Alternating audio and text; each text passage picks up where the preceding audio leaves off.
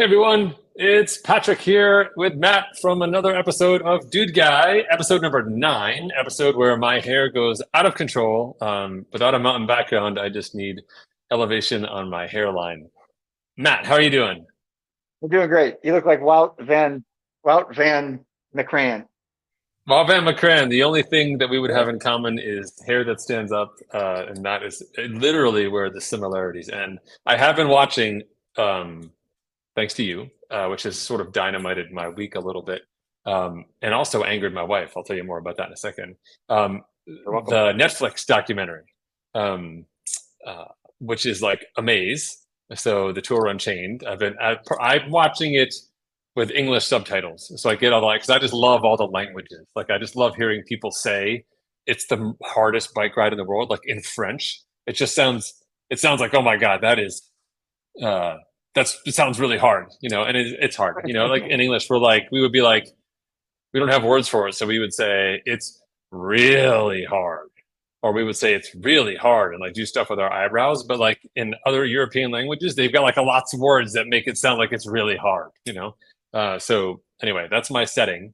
But I don't watch TV. Like, I don't know if folks at home know this. Like, I just do not watch TV. Never talk to me about a TV show unless it happened like before like 2010, because I have no idea what's on television. TV does not like excite me at all. And so it's like a workout. Like, why am I only going to work out for 40 minutes? Like, if I'm going to work out, I'm going to work out for 3 hours. So I'll watch a movie, but I'm not going to watch a TV show. Um, so the only TV show that we watch here in my house is Ted Lasso, because my wife and I both enjoy it. And like once a week we sit down. We're a little behind, no spoilers, please, and watch an episode. It's like our time together, and it's just whatever, something we get to chat about. But then the other night, I got done with work at like 8:30, and I was like, oh, I think I could watch another episode of this Netflix thing that I stopped in the middle of. So I go turn on. So I walk in the TV room and like get my stuff and like sit down. I was like, what are you doing? I'm like, oh, I was gonna watch this TV show. She's like, you're watching a TV show? Like what's happened to you? Like you've changed. Like you got she was super mad that I have a TV show. I was like, well, I'm not hiding it from you. And then I also was like, it was Matt's idea. He told me about this TV Thanks. show. She can't be mad. It's not me, it's Matt. It was Matt's idea. So thank you, Matt. And It's a bus. also sorry. The bus that ran over me. Thank you. I Oh, appreciate that. exactly. You might have felt that. You were like sleeping in Europe somewhere and you're like, like No problem. disturbance in the force. Yeah, No problem. so sorry No about problem. that. We all do that. All guys do that. All guys are like, it was, I saw my friend do this. Like, whatever that is.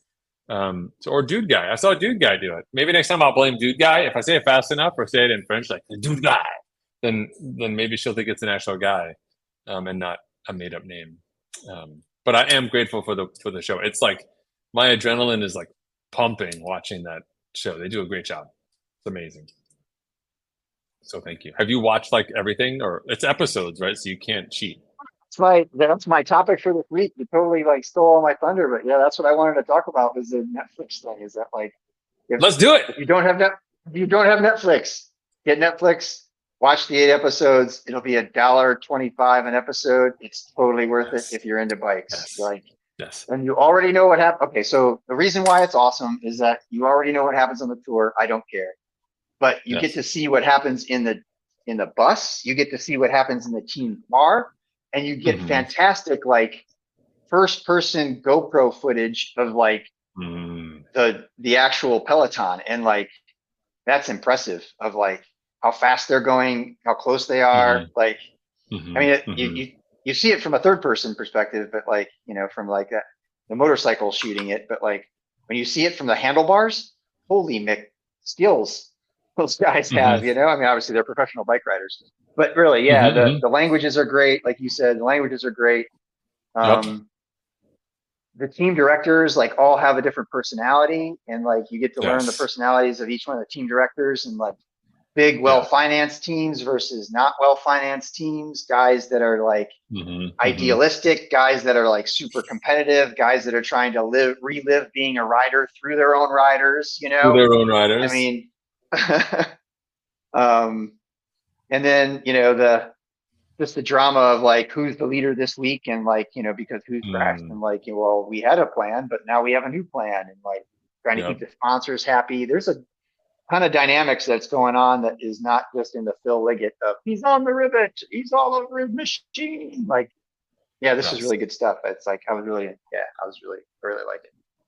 Yes. So right. So whether if you own, let's put it this way: if you own a bike, and I don't mean like a bike that you had from college that still is somewhere like in your house, but like if you actually ride a bike, you should watch it because it takes cycling to another level. And I think as you get more and more into cycling, um, you learn more and more about how to ride. You go to different places, you meet different people, you learn new skills. There's sort of this evolutionary process. And to me, watching this documentary is kind of like when my wife and I went to Kona for our honeymoon before I'd ever qualified. To just be there and see it like up front and just not just see it, you can feel it. You just the energy and the passion. They've just done a great job of connecting the footage. So when they go back after the race and they've got an excerpt of like, one of the ride leaders being like, that was a tough stage, especially that one part.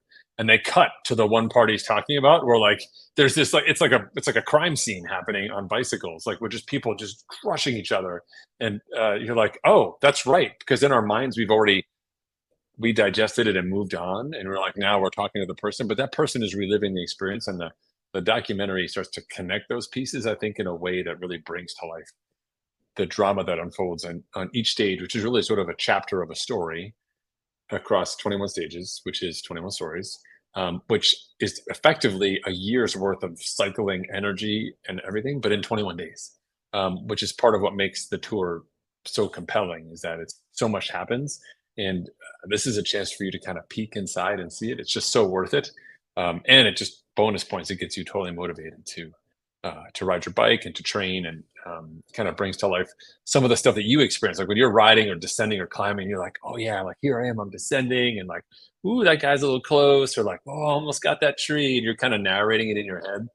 To know that like everybody does that, and even the pros do that, and it's there. That's part of what the documentary brought to life for me, is like, wow, we all, I don't have an epic, France countryside in my recap of my ride or my race, but I lived that experience, and to be able to like tap into that by turning on Netflix, so worth it. Alternatively, if you don't have Netflix, I'll tell you this, because we logged in the other day to Netflix and it was all in Spanish, that apparently people can hack your Netflix and then just like basically they resell your subscription to someone else and they can just log in and change everything to them. So I realized something was up when I logged into Netflix and I was El Patrick, and not Patrick. At least they kept me there. I think they were like, if we keep the names, maybe they won't change the account password. I still did because I'm evil like that. El Patrick is not any nicer than the Patrick here in American. So anyway, all right. So yes, thank you for that hat tip. We're all in. And also, actually, I was on a call this week, and was reminded that actually RAM is happening right now, which I can't believe we dropped the ball. I'm talking about the race across America, but that is happening now. I've not been following it at all, and I'm only bringing it up because I wanted to talk about um, this new website that I found this person told me about, called the Escape Collective. Have you heard of the Escape Collective? No, I haven't. Should I Google it Aha! right now? Yes, Oh, no. yes. Not from Europe. I'm sure you'd have to like accept 97 banners. You'll never get there. We'll still be talking by the time you get to the website. Ah. Anyway, so the Escape Collective is essentially all the people who used to work at cyclingtips.com as journalists and then got fired because Cycling Tips was like, we're not going to do journalism anymore. So they went off and started like, what I probably was like their own Substack, and now they're turning that into like a brand and a newsletter. But you can find them at Escape Cycling on Twitter and escapecollective.com, where you can, sign up for emails and updates. But it's sort of like a more private version of what, like, say, Bellow News is. Now, Bellow News is all outside online and trying to get me to subscribe to stuff and cutting off Yeah. articles and doing all that awesomeness, which may work in a teenage dating relationship, but doesn't work when I just want to read an article about the Tour de France. Like, you can't tell me no this time, or I only got half, and then, like, come on, what's the story here? So, yeah, Escape Collective, check it out. Like, I'm excited to see what they're building there, and I love supporting up and coming journalists, especially in a sport that I love. So awesome. All right, so we're gonna keep talking about bikes. We're gonna talk about mountain biking. For those of you who have not been paying attention or have not heard me say the thing that I never said to you is that this year is cycling year for me, and part of that progression is getting ready for Leadville in August and Steamboat as well. They're a week apart this year, so doing this double. So I've been training a lot. If you've been following my Strava or checking things out, and I have my first mountain bike race next weekend in Minnesota. It's the Lutsen 99.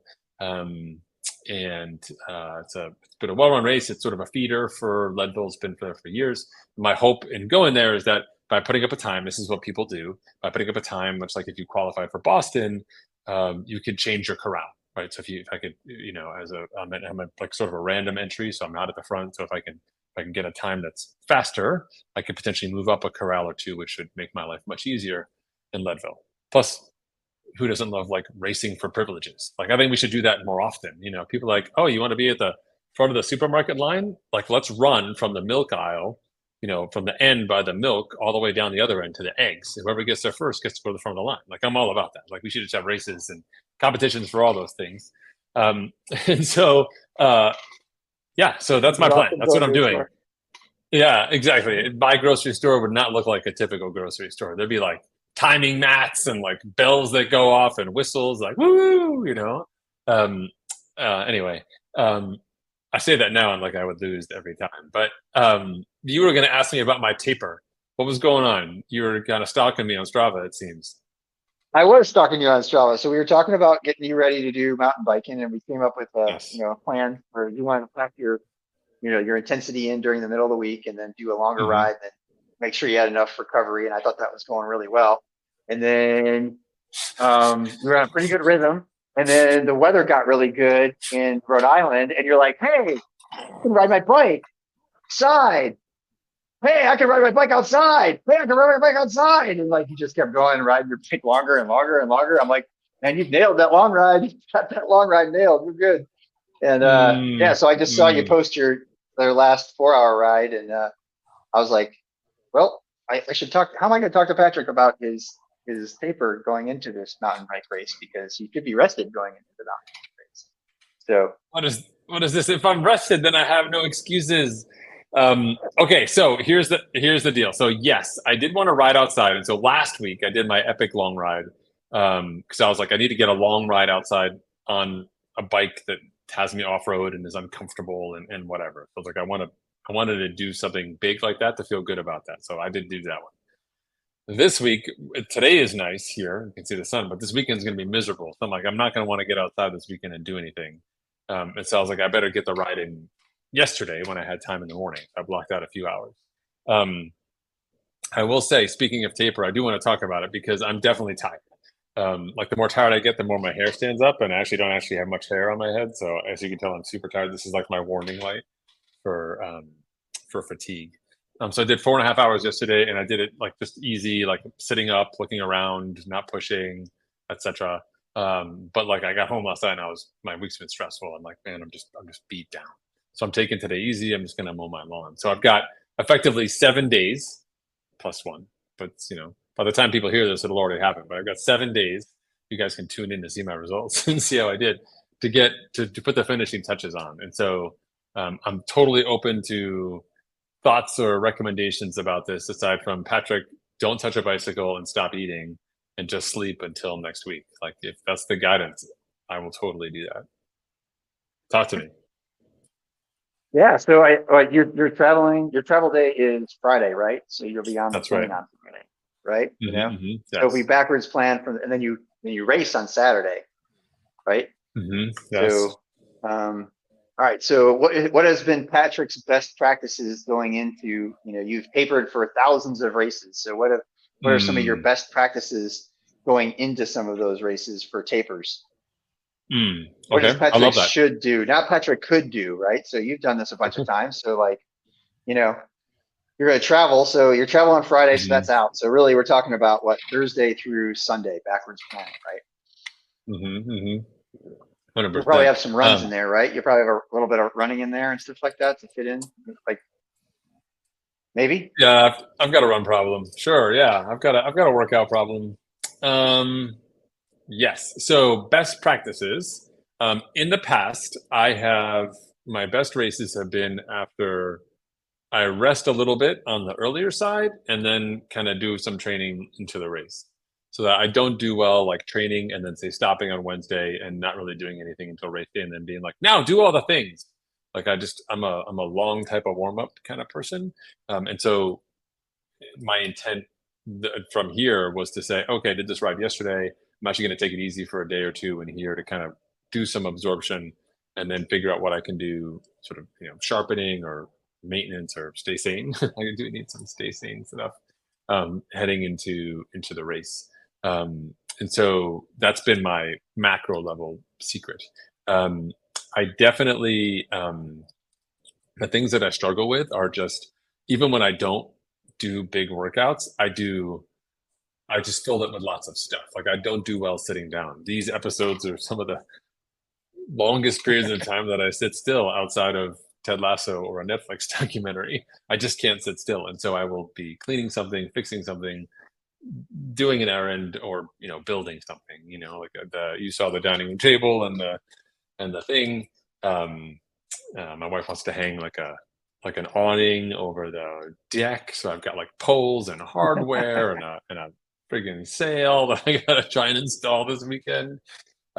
So I also do a lot of fatiguing stuff. So I guess pinky promise here on air that I will avoid doing. I'm not going to go longer than 3 hours between now and race day for sure. But I'd be curious to know from you in terms of one of the things that we talked about was, hey, off-road racing, gravel or mountain bike requires like surges, like hard surges of energy, and then the ability to continue riding and recovering in that process. So you got to like get over a bump or a hill. In the case of Lutsen, it's got like a 2 mile you sort of descend down 2 miles down from the finish, which is a climb at the end, to the main road. You ride on the main road for like 2 miles, you take a left, and then you've got effectively a 40-minute or 45-minute road effort that is a climb of different, like it's got like 12 minutes at the first part, which is like a 12-minute segment, and then ups and downs as it continues to stair step up, where Yeah. that's what really divides the field. So I've got a 40-minute to 45-minute threshold level effort on a mountain bike that I've never ridden before. um, to stay with the lead pack. And so the challenges, so one is taper. The other side is execution. Like, I'm doing these fondos that I've been riding in. I tend to stay at the back. Like I'm not mixing it up at the front. I'm like, oh, those are really crazy people. Like I'll just ride and then eventually things will get sorted out, which they do. But in a bike race, there's a lot of drafting that happens. And if you're not near the front, then you're not going to get that win. So yeah, so I guess maybe there's this taper strategy for off-road racing, if you could sort of put that in a bottle quickly from you. And then also on the race execution side, as someone who's coming from a long course triathlon background, like how would you recommend that I approach tactically the beginning? Like I can, as you know, as everybody who follows me on Strava knows, I can ride my bike for 10 hours. Like just point it that way, 10 hours. Like I won't stop. I don't even need to eat. Who needs to pee? Like I'll just keep going. So that's not an issue. The issue is how do I put myself in a position to be successful in a race that has those distinguishing elements because it's a bike race and not just a swim bike run race. Can we do that? So I think obviously you're super fit and can ride the distance there. It'll be measuring your effort out across the day. Mm, So okay. when I look at the course, it has, large chunks of it are road and then large chunks of it are trail, right? So Mhm. since you don't have a lot of off-road experience, I would say you want to make some money on the road sections, right? Okay. So, but the first road section, which is this climb out of town that you were talking about, it's a relatively steep climb and it's on the road. So Mhm. you can do relatively well on that part of the course. The trouble is Mhm. that we don't want to blow you up because you still have probably like, you know, 5 or 6 hours Riding. of riding. Yeah, we don't want to be, going Yeah. threshold up that thing. But certainly we want to ride, you know, Mhm. um, you know, we want to ride high end of the tempo for that first climb, right? And then Okay. get through the trail section. And then when you get to the next road chunk, be able to do that repeatability that we talked about, of being able to like, hey, let's put Mm-hmm. down an effort during the road. And then you got the trail Mm-hmm. section where you do your best. Mm-hmm. And then whenever we get to the road, you're making money. One, you're eating, and then two, you're making money on uh, and then you're riding with another team member who has done this course a couple different times. And then there's differences between riding single track and versus riding, fire road, right? Like, so Right, some of right. the fire road, you may be able to like eat and get your hands off the handlebars and stuff like that versus like the single track stuff. Mm-hmm. So Mm-hmm. I think, okay, so for race, I guess I would talk to, your uh, Withrows. Obviously, he's ridden it Mm-hmm. more times than I have, but Right. one strategy would be for you to make a lot of money on the road when you can, and being able to Mm-hmm. so figure out what that effort is that you think you can repeat across the day, and start with Right. that. Right? And then, so backwards planning, if you want to be able to do that, and you want your body to experience that, like you said, your best practices is for you to be able to put those efforts in earlier in the week. Mm-hmm. The two things I think that you would want to practice and then just space them out would be um, that sustained tempo of being able to feel this is where my heart rate's at, this is where my power is at, this is where my breathing is Mm-hmm. at, and find that magic place for you, right? Where like, okay, this is what it should feel like. Uh-huh. And then also the punchy effort. I mean, like if you have to zoom in on the course, like it's when it's up and down, up and down. I mean, there's the micro, there's like there's what the ride GPS will show you it's a 7% Mm-hmm. grade, but it's when you get out there, it'll be 9 and then 6 and then 10 Right. and then, 5. So, Right. I think doing some, short bursty kind of work, I don't think you need to do like a, crush yourself doing it, but you need to get that punchy factor into that, into the middle of like into the week. So I think Mm-hmm. if those are the two workouts, if we have Sunday through Thursday to work with, Thursday. Mm-hmm. then um, it's like a Monday. It's like a Monday, Wednesday, or something, like some combination of that. You space those out of like a tempo Mm-hmm. effort that like, hey, I'm going to do this. Maybe that's your 2 hour day where you get some tempo efforts in there that like at 8 minutes or 10 minutes a chunk. You spread those out across a 2 hour ride. Um, Mm-hmm. doing zone 2 in between those, and then you do some punchy work. So you have both those systems activated before you show up to the race. What do you think of that? All right. Love it. I love that. Sounds good to me. I definitely have the good thing is that I have been correlating, and this is good advice for the folks at home, correlating like the effort, the watts and the heart rate. Like because I had a fitness bump from earlier in the season, I wasn't sure. I was like, I don't know how to trust the numbers. So I've been really zoning in on the heart rate side of things as well. And I think that's a good default number for me to use from a sustainability perspective. It's hard to look at a number and say that number means I'm in trouble later, but I can definitely do that with a heart rate number. And from a heart rate perspective, I'm like, if I see above 150, I'm like, I am I am in a bad spot right now. Whereas like from a watt number, I always, I guess to put it another way, I always overestimate from a wattage number what I can do. Uh, it's like kind of looking at like my portfolio and being like, imagine what this could do. This thing could do all crazy things. But then I also look at my bank balance and I'm like, ooh, protect, save, conserve, like be cautious. But I'm over here, I'm like, let's roll, like let's go aggressive. And I think for me You that are heart rate borrowing a numbers bike. are Yeah, you are borrowing a bike for this one. So like mm, you may have to do a little bit of, I mean, depending on you know, depending on the technology on your bike, you may have to be doing this a bit old school. Like you'll be using heart rate and your breathing and your effort no, I largely got my across power this day, pedals. right? Oh, you I'm got your good. power No, I got pedals.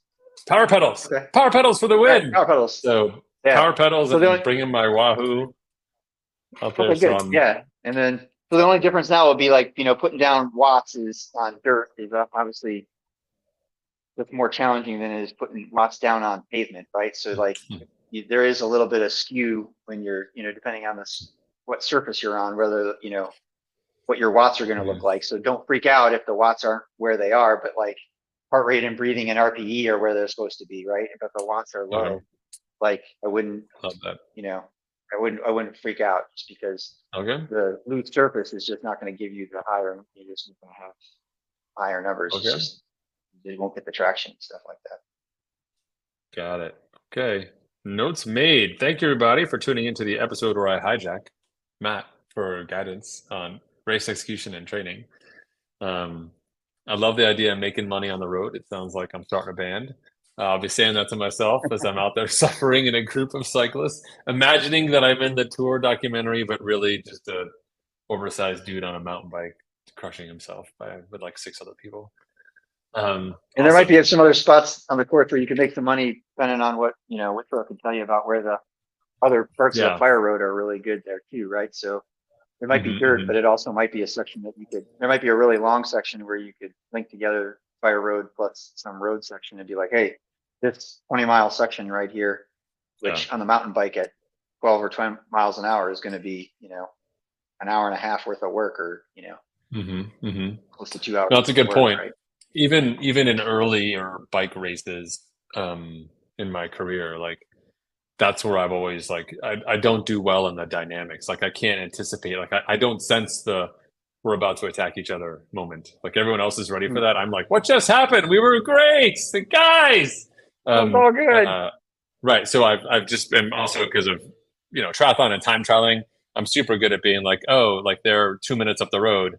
I'm now going to time trial at like upper zone 3 for 25 minutes and get back. I can totally do that. So it makes sense to um, use that superpower to get speed, relative to the competition who's going to get, most cyclists tend to go easier on those sections because they're like, I just crushed myself on that hard section. Right. So they're not, um, my inverse understanding of the game could be an advantage at some point in time. Yeah. So, And like knowing where, if like you printed out like this, the ride with GPS file, and if you mm, knew, yeah, I'm at the top of the climb and I know that I'm on dirt until mile 23, but mhm, then 23 to 26 is going to be road. Like mhm, I think you need, rather than trying to memorize that, print that out and just tape that to your top tube. Then you know when, mhm, you know, mhm. the road sections are coming up and stuff like that, Right. right? Based on where Love you that. are relative, that's Love an that. Or I easy. can have an earpiece and you can yell at me in like Italian or French or do something like that. No? Okay. Yeah. Oh, Yes. No, that's a good call. That's a good call, and I like that idea too of just breaking it down. Like, I know my numbers, so really taking advantage of the course. Be interesting to see, in a multidisciplinary athlete's history, it's easy to fall into a pattern where you race on any race day according to those principles. And depending on how long the game is, that's a successful strategy, right? People use the 4 keys that we've come up with for race execution for triathlon. They use them for marathons. People use them at work. They use them everywhere.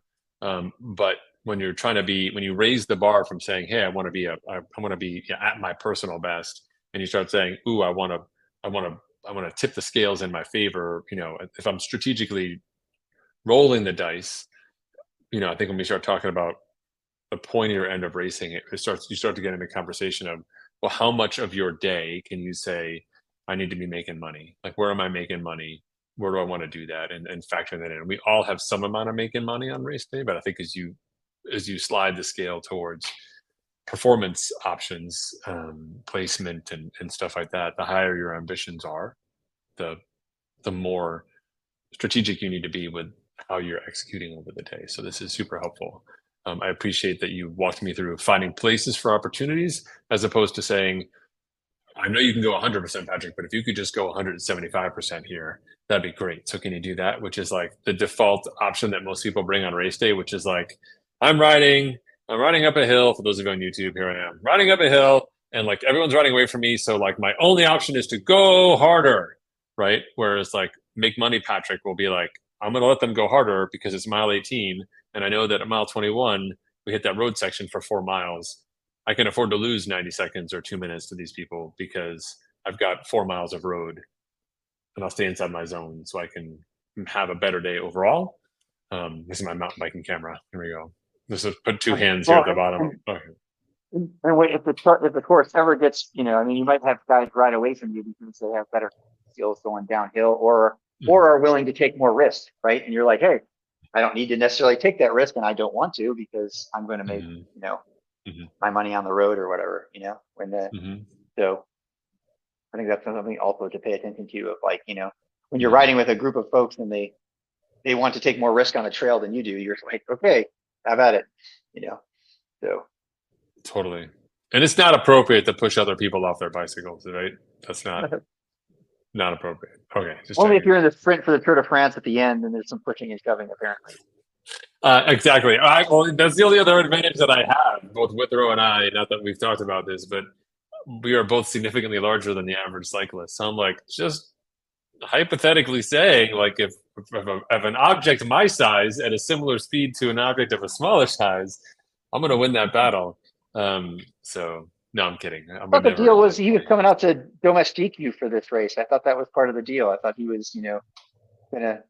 I thought he was gonna pull you to be part of this race. Is that part of the? Is that part of the No, I think deal? he was gonna. No, he's not gonna pull me through for it. He's like, look, you're too fit, which is just he's being nice. He's super strong and fit.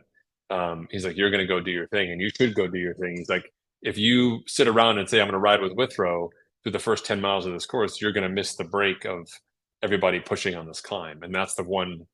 That's the one climb you have to get right. Once you get over that thing at your best sustainable version of you, whatever that is, then ride your ride. If I catch you, awesome. If I don't catch you, awesome. But don't wait for me to get up that climb to then do it. He showed me like sort of and because he's Withrow, the results across what it looked like, and you could see how that's a big separator, right? There's people who are good mountain bikers but don't have fitness, so they'll make up time later. But in general, that's what most bike courses have is that critical section that sort of divides you know the strongs We versus need to the strong nuts. spread everybody out. So it's typically a good mountain bike course or road course will have that Yeah. climb at the beginning because they want to separate 600 Hmm. people into a single file line. So climb is Yeah. a great way to do So that. it is. I strangely have come to enjoy that. It's good. Like I think I keep telling myself like the butterflies in my stomach and the nerves that I have are just all good signs that I'm excited. So I'm looking forward to it. All right. So my last thing here for folks who did tune in for the Dude Guy episode, which I totally hijacked. Thank you for listening. Hopefully you got some out of it. Was just a strong takeaway about self care, and I'm not talking about foam rolling or like more fiber in your diet.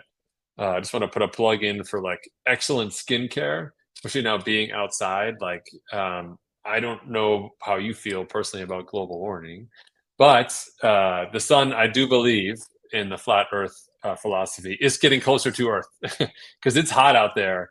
And I don't think enough people think about sunscreen. So I hope, as a little PSA for everybody here, that when you do your weekend or your long ride routine, that part of your checklist, and we believe in checklist for those longer outdoor rides, involves sunscreen. And that we want to make sure that you're doing all that up before you go. And depending on how long you go, maybe having a little extra sunscreen for later on in the day in your ride. It makes a big difference in terms of just keeping you healthy and happy. It also, I believe, like helps you recover better. Like when you're sunburned as an athlete and you're getting sunburned on a ride or a run or in a race, there's a cost associated with that in terms of like perceived exertion, fatigue. It's a sign, like to me of like things not going well. And if you can avoid that with like just simply saying, "Oh yeah, that's right, sunscreen, I put it on," then do it. So put it on your checklist. My only feedback on that is people all of a sudden, because we're athletes, all of a sudden be like, well, but there's a spectrum of 250 sunscreen products, Patrick. Am I doing like the man sunscreen? Am I doing the child sunscreen? Am I doing the water sunscreen or the water surfing sunscreen or the dolphin? I spend most of my time underwater sunscreen. I don't really care which option that you choose. The key parts for me are that you can actually kind of work it in pretty well. So if you put on your sunscreen and you turn white because you have sunscreen on, not very breathable and probably going to inhibit your ability to kind of get some work done. So make sure you choose a sunscreen that you can use across your body. Not a fan of a face sunscreen and an arm sunscreen and then like a leg sunscreen. So get one you can use across your body, feel good. I usually go for like SPF 30 is my go-to that I have. And then for wherever you are training, just remember, don't forget like the back of your neck and your ears, your hands. And I would also say like your legs, like your lower extremities. People think about like they think about face, they think about like shoulders, like they think about all the stuff that they can easily touch and see in a mirror. Face and shoulders and chest, like I'm super good, and they forget that most of the time the sun's probably like behind you or next to you. Our extremities are exposed for sure. And while getting sunburned on your leg isn't necessarily a bad thing, it really messes up your sleep. It's just annoying as all get out. It's like a paper cut from the sun. So don't do that. Any thoughts or tips on sunscreen, Matt? Oh man, I am very particular about my sunscreen. So like, yeah, No. I'm all about that. Yeah, so I'm all about that. So yeah, I have a, when my particular sunscreen, when we're traveling and I can't get it, then I get some other knockoff thing, and then like it sweats in my eyes. I'm a grumpy guy. So yeah, Mm, yeah, I'm all about the sunscreen. Yeah, typically. And like, mm, yeah, I think the biggest, like a double penalty. You get, not only do you get burned, but then like the recovery is even harder because now your body's trying to recover yes. from, and now it's even more painful because like, oh, that side, wow, and so, Right. um, Hmm. especially like you said, like if you're on your back, your leg or wherever it happens, then just makes it more Hmm. difficult to recover from. So yes, um, Yeah. yeah, I'm all about it. It's one of Okay. it is part of a, it does make the whole getting ready to ride timeline a little bit longer, but like totally worth it. Mm. It's totally worth the investment for sure. I agree 100%, especially when you're trying to stack days together, as most endurance athletes are. You're trying to remain consistent. It just looks good, you know. For me, I think overall, it's a good piece of hygiene. So I didn't want to just always talk about watts and heart rate and equipment. Like, I think the most important piece of equipment you have is you. So doing making the decisions that keep you like optimized, healthy, happy, super good, which is important. So awesome. Thanks for my little PSA for sure. And thanks for this episode of Dude Guy. I did manage to steal yet another hour of your life, Matt. I can't believe it. Haha. Always good. So thanks for letting us do that. So by the time this publishes, I will have done my race, and we'll be back with maybe Well, we'll get a the brief debrief. recap, That'll be awesome. the debrief, Yeah. yeah, and more. But to everyone else who's out there doing your thing, remember, don't be dude guy. Be smarter than that. Make the good decisions. Don't just do long rides. Taper. Be smart. Don't make money on the hard parts. Make money on the parts where you're good. And do not put sunscreen directly into your eyeballs. That's it from Dude Guy. Thanks All so right. much for tuning in this week. We'll see you guys next time. Bye bye. Sunscreen in the eye.